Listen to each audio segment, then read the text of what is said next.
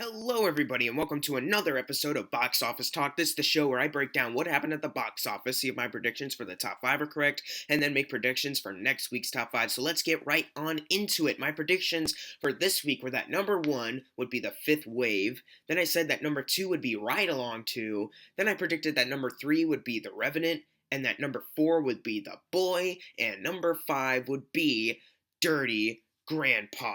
And guess what, guys? I got everything wrong. That's right, 0 out of 5 predictions wrong. I haven't gotten a 0 in a long time. I forget the last time I got 0 out of 5 predictions right.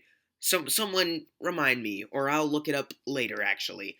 Let's talk about what happened. Number one, surprisingly, was The Revenant. It actually had more speed than Ride Along 2, and it got up to number one. It made $16 million this weekend, and that adds to a total of $119 million, and that is super good. It's only $16 million away from its budget of $135, and I think with the amount of love that The Revenant is getting at the box office, I'm pretty sure it'll get there in no time, and as you know, I adore this film, so I'm so glad more people are out seeing it. I'm so glad that this movie was just able to get number one and beat Ride Along 2. But that's not the only movie that was able to catch more speed and beat Ride Along 2. Number two was actually Star Wars The Force Awakens, making $14 million, adding to a total of $879 million. You guys have no idea how happy I was when I saw that Star Wars actually was able to beat Ride Along 2, even though Ride Along 2 beat it last week, and I was so happy. And yes, that does mean that number three was Ride Along 2.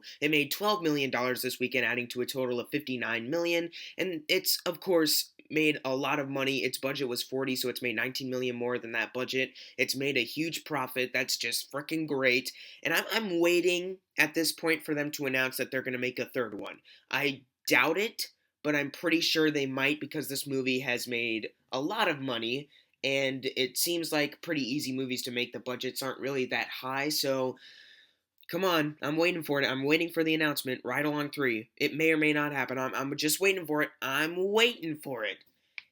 But anyways, number four was Dirty Grandpa. This actually surprised me a lot. It made $11,525,000. I honestly thought that this would be the lowest grossing movie for this weekend, but surprise, surprise, it actually did very well. I guess everyone wanted to see Robert De Niro act really inappropriate. I guess so.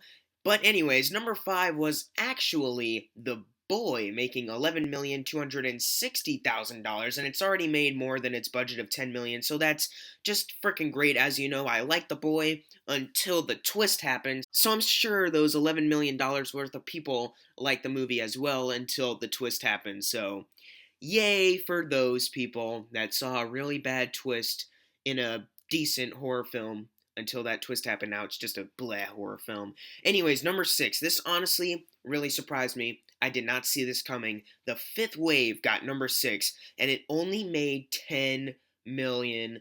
And this is on a budget of $38 million. Now, if it's not out worldwide yet, the worldwide numbers could make it more than 38 million. It could probably get its budget back worldwide, but domestically, I don't think it'll be able to get there. It could, but I don't know. I think it'll get to like maybe 30 million domestically and then just stop. Worldwide, maybe it'll get more money, but holy crap, a young adult novel based movie just freaking bombed on its opening weekend. This is incredible. Like, as you know, I hated The Fifth Wave, so I'm actually half happy but half sad.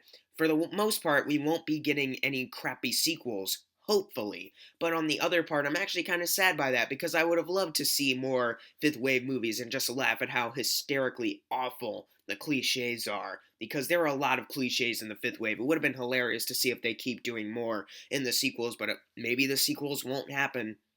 Oh well, who frickin' cares? Anyways, number seven was 13 Hours, making $9 million, adding to a total of $33 million, which is very good, except I haven't seen 13 Hours yet, even though I really want to. And, yeah, I'll see it eventually. I have to. It's apparently a decent Michael Bay movie. I have to see it. Anyways, number 8 was Daddy's Home, making $5 million, adding to a total of 138. I'm still surprised that this movie hasn't left yet. But hey, good on you, Daddy's Home. At least you have a higher score on Rotten Tomatoes than Norm of the North, which got number 9, making $4 million this weekend, adding to a total of 14 million. And it's only 4 million away from its actual budget of 18 million. And last week I said that this movie probably wouldn't get there. This week I'm a little skeptical on that. I think it'll probably just get to 18 million, maybe. Worldwide, definitely it'll make more worldwide, but domestically, I'm not sure if it's gonna make it to 18 million. Maybe it'll stop at like 17,900,000 dollars or something when it's so close to 18 million. I don't know, just the funny irony in that. And finally, number 10, The Big Short. And guess what, guys? I can actually talk about this movie real quick. I saw it a couple of days ago, actually, and I thought it was a pretty good movie. I don't think it's a masterpiece or anything like that. I don't think it should have been nominated for Best Picture, but, it's a pretty good movie. Seriously, Best Picture? Anyways, moving on. It made $3 million, adding to a total of $56 million, and that is very, very good. It actually doubled its budget of 28 million, so that's pretty good, Big Short. You're slightly overpraised, but good on you for doubling your budget.